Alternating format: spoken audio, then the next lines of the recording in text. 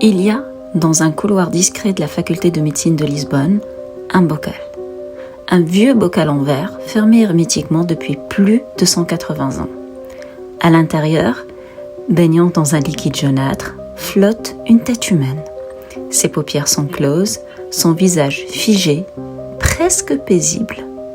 Mais ne vous y trompez pas, cette tête a vu la mort de près et elle l'a donnée encore et encore.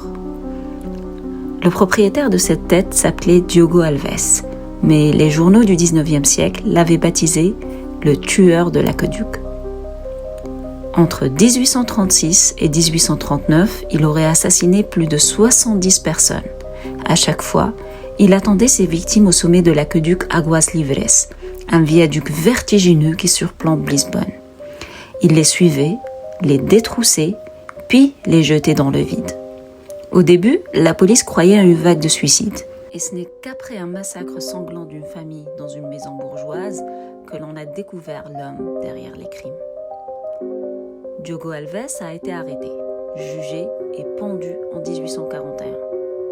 Ironiquement, ce jugement concernait uniquement le massacre de la famille et pas les meurtres de l'aqueduc, car la police n'avait aucune preuve qui le reliait à ces meurtres.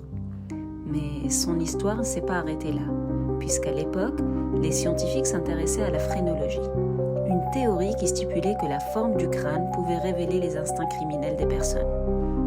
Alors, ils ont coupé la tête de Diogo, l'ont plongé dans du formol et l'ont conservé pour l'étudier. Comme un spécimen, quoi.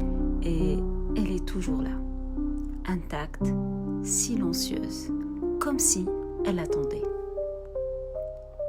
Alors, la prochaine fois que vous visitez un musée ou une université ancienne, ouvrez bien l'œil, car peut-être que dans leur couloir se cache un héritage creepy. Et souvenez-vous, certaines histoires refusent de tomber dans l'oubli.